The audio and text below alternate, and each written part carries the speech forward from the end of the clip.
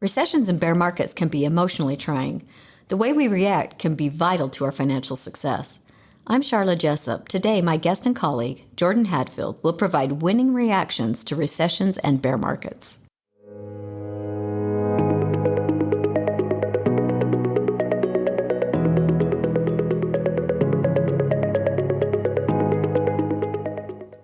Welcome to the SFS Power Up Wealth podcast, where we provide impactful insight and expert opinions on timeless financial principles and timely investment topics, preparing you to make smarter decisions with your money.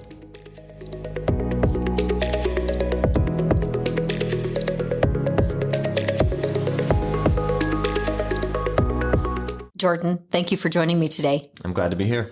Jordan is a wealth management advisor at Smedley Financial Services. He has a certified financial planning designation and also a BFA, behavioral financial advisor designation. That's right. Jordan, this has been a challenging year for investors, to say the least. Markets have been volatile. The Fed has been raising rates, and there's a fear of recession. What do people need to know? Yeah, it has been a challenging year, and it doesn't seem like there's been a lot of safe places to hide, whether you're in stocks, whether you're in bonds, whether you're in cash, there's risk, and it's been troubling to say the least for many investors. I have a lot of questions coming through from clients and non-clients as well, saying, "What do I do? How do I prepare for a recession or for this bear market? What are things that I should be doing?" And I'm going to make a baseball analogy here. I played baseball when I was younger, and I like to say my heart is still at first base. First base was the highlight of my youth, and I don't follow baseball anymore, but I love making baseball analogies, so I'll try and make them whenever I can. Let's say you're playing outfield, and a batter hits a pop fly. You know that pop fly is coming at some point in the game, and so you need to be prepared for it, but you don't know when it's coming. When a batter hits a pop fly, there's a lot of things that you need to take into consideration, right? As far as how hard was the ball hit, how high did the ball go, what's the wind resistance of the ball. You need to know these things to figure out where the ball's going to land so you can position yourself to catch it, right? No, not really. We don't think about these things, right? When we're playing outfield, if the ball's hit, we reactively respond to the situation in a way that's going to set us up for success. And I think that analogy is very insightful when it comes to bear markets and recessions, because these two events, a bear market and a recession, relative to a pop fly, to an outfielder, are unavoidable. They happen. We know they're going to happen. And so we need to be prepared for them. And how we react in these certain situations are important. Just like an outfielder isn't going to sit in the outfield and calculate, quadratic functions to figure out where the ball is going to land. He's going to react. There are certain things that investors should be doing in response to bear markets and recessions without all the calculations. It should be obvious, okay, that the economy's slowing down. What do I need to do? And let's do it. And any time spent contemplating this is a waste of time, a waste of energy, and can be emotionally trying. And interestingly, I think that a lot of people, when we talk about bear markets and the recession, immediately they think about investing. What do I need to do in my investments? What do I need to change? But really, there's other behaviors that are more important than deciding what you need to change in your investments. Yeah, in most cases, no change at all in your investments is often the best path forward. I've heard it said, if you don't know what to do in investing, don't do anything. In other words, if you're invested and the market changes and you don't know how to react to it, your best course of action is not to react to it. Don't make any changes if you don't know exactly what changes need to be made. So yeah, absolutely. So you had some winning ideas, some things that you tell us what some of these items are, or things that people can do that should be just no-brainers. Yeah. Again, kind of these 5 reactions that I want to put forward are general reactions, and they're things that everyone should be thinking about and everyone should be doing without a lot of stress involved. Whenever we're heading into a bear market or a recession, it's a great time to look at our spending and to reduce excess spending, particularly now with interest rates rising, with inflation going crazy. It's a great time to review, where is our money going? Sharla, I remember a couple months ago, forgive me, I don't remember what Money Moxie it was, but you talked about subscription services and all the different money that we spend on these subscription services. And oftentimes we lose track of them, and we're paying for, TV channels that we don't watch anymore. It's a great time to review that kind of stuff, review our budgets, and cut back spending where we can. So that's my first one. I think that's a great one. And it's oftentimes people don't think about that.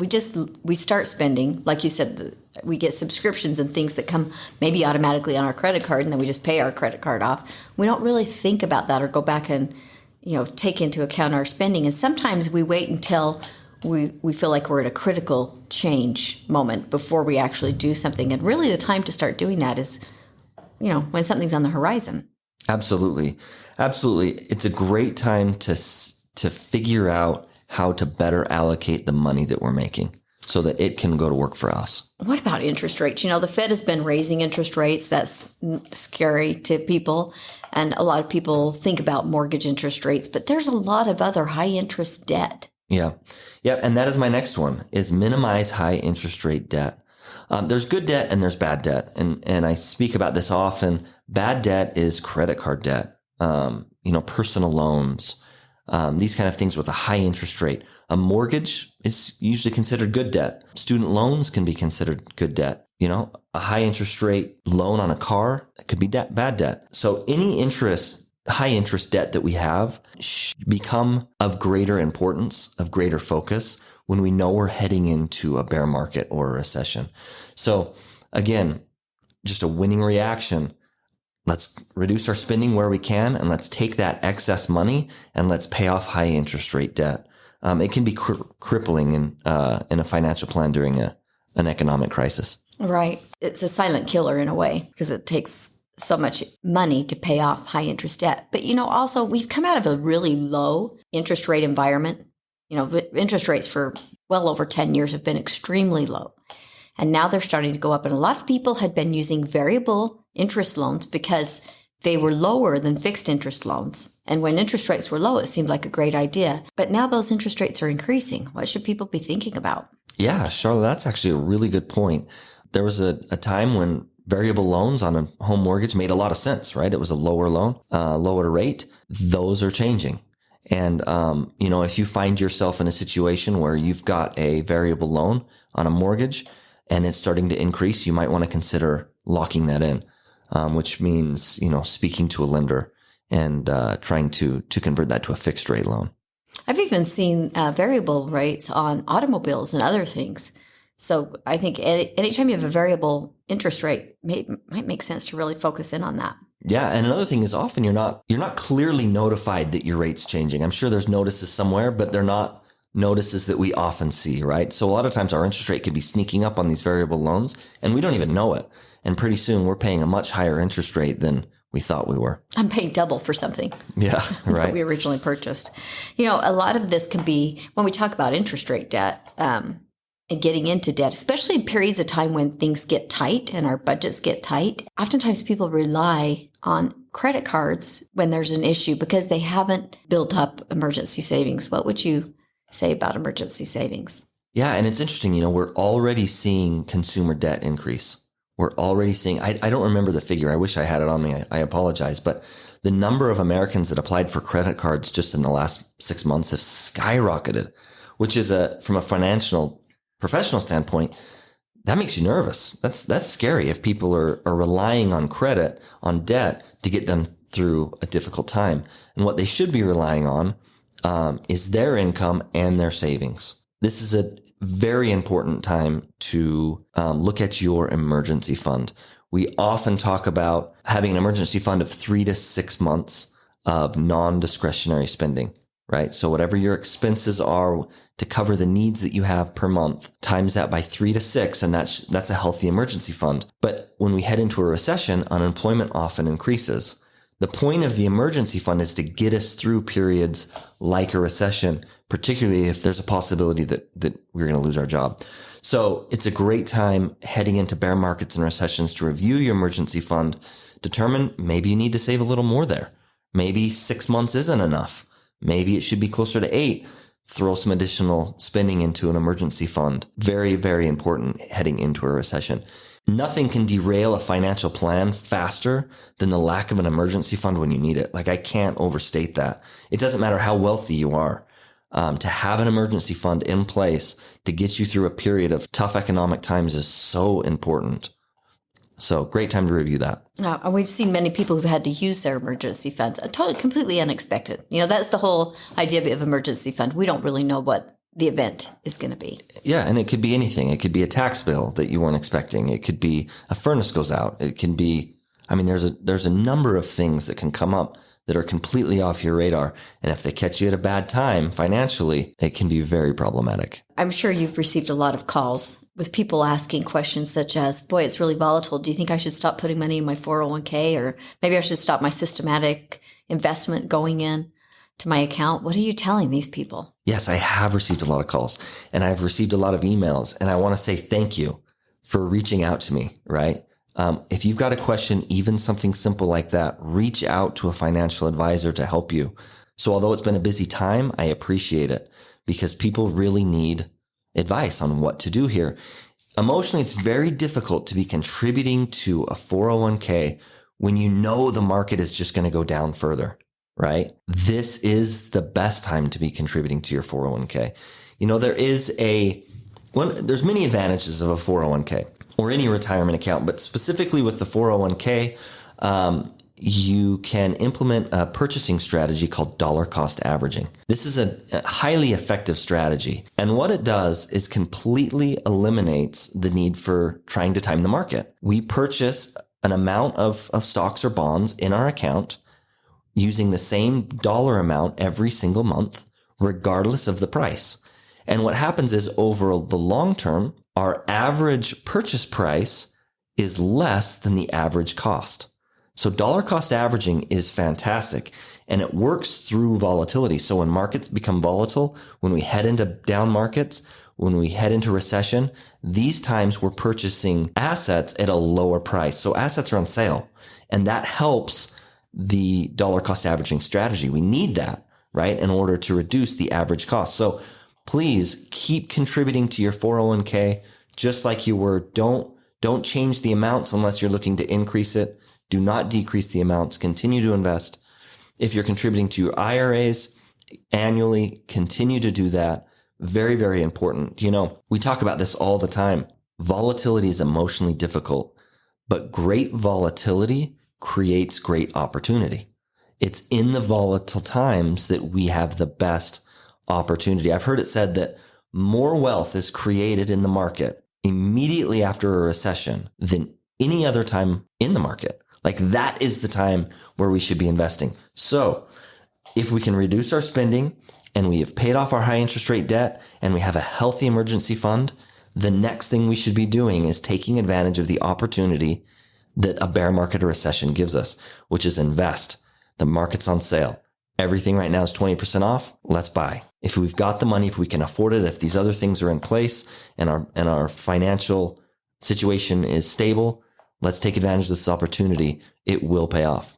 And I think also people forget that you cannot make up the lost compounding interest that you gain when you're investing. Even if you add more money in the future, it's very difficult to make up all the value of that compounding. Yeah. And trying to time the market in recessions and bear markets is so difficult. You've got to be paying very, very close attention to what's happening in the market. You've got to have a very deep understanding and knowledge of how markets work, how investors work. And even then, you need luck on your side. So don't try to time the market. If you're a long-term investor, consider it an opportunity. As we look back through history, every downturn that we had was an opportunity. Every current downturn feels like a risk. So in hindsight, all the recessions of past feel like, man, if I just had more money to throw in the market at that time, I would have made so much money. But now it's, markets are down. What do I do? It's the same thing. 5-10 years from now, we're going to look back and say, there was a real opportunity in 2022 to make some money. Let's take advantage of it. You're talking about winning reactions. And I think sometimes we react when we're in a volatile period of time and things are disconcerting and people don't know what to expect, we become very myopic. I think that what's happening now is going to continue on. And every time we've had a market correction, there's been a recovery. Every single time there has been a market correction, we have had a recovery. How do you help people keep that in perspective? Well, I remind them that what we're facing now is difficult. But if you look back through history, some of the economic challenges that we've faced, it puts this one in perspective. If you look back through the different wars that we've gone through as a country and the sacrifice that is needed to be made by citizens of this country and what that's done to the economic system, it's crazy. And yet the market recovered every single time. And so I try and remind them of that. Another thing that I try and remind people of is it's our nature to attach to bad news, right? For example, if I give you good news, if I come to you, Sharla, and I say, I've got an investment opportunity for you, and it's fantastic, and you've got the ability to make a ton of money, it sounds like I'm selling you something. But if I come to you and I say, Sharla, avoid this investment. It is bad. I've got information. I know that things are going to go south. This is dangerous. It feels like I'm looking out for you. I'm no longer trying to sell you something. I'm now watching out for you. That's how it's perceived, right? Negative messages are perceived in that kind of way. And there's so much negativity.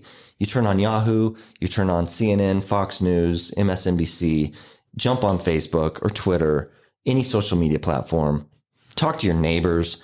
Everyone is saying, this is bad. Markets are bad. Market's going to get worse. End of the world. Make sure you've got a bunch of gold. Hide it under your bed. That's just kind of the way that we respond to these events because that's how they feel. And so it's rational to think that way, right? Emotionally, it makes sense to think that way, but that doesn't mean that it's the right thing to do, the right way to think. And if we base our actions off these emotional times, it'll often put us in a bad place, relatively speaking. We take our eye off the ball, to speak. We're not looking at the big picture anymore. Yeah. Another baseball analogy. Boom, someone hits a pop fly. I'm in outfield and I start hearing the crowd yelling, watch out for that divot. Watch out for the fence. Watch out for the other, outfielder who's running at you. And all of a sudden I'm distracted and I'm not going to make it a good play on the ball, right? I need to focus on what do I need to do to catch the ball? And in terms of investing, the focus should be, what do I need to do to set myself up for success tomorrow? For long-term investors, right? What do I need to do to make sure that in 10, 20, 30 years from now, my money has grown, my money's kept up with inflation, and I'm in the best place for success? So you're saying focus on the big picture. Exactly. And that's my fifth point. Focus on the big picture. Don't let short-term volatility keep you from making wise long-term decisions. If you're a long-term investor, view this as an opportunity. So absolutely, big picture is very, very important. And so to review, these are the 5 winning reactions I would give to any investor or any individual who's looking for how to prepare for a bear market or recession. The first would be reduce excess spending. The second would be minimize high interest rate debt. The third is evaluate your emergency fund. The fourth is continue to invest. And the fifth, don't let short-term volatility worry you. Focus on the big picture. Jordan, good advice. Thank you so much for joining us. Thank you so much for having me. I'm glad to be here. I look forward to joining you again. Thank you for joining the SFS Power Up Wealth podcast. Smedley Financial is located at 102 South, 200 East, Suite 100 in Salt Lake City, Utah, 84010. Call us today at 800-748-4788. You can also find us on the web at smedleyfinancial.com, Facebook, Instagram, Twitter, and LinkedIn.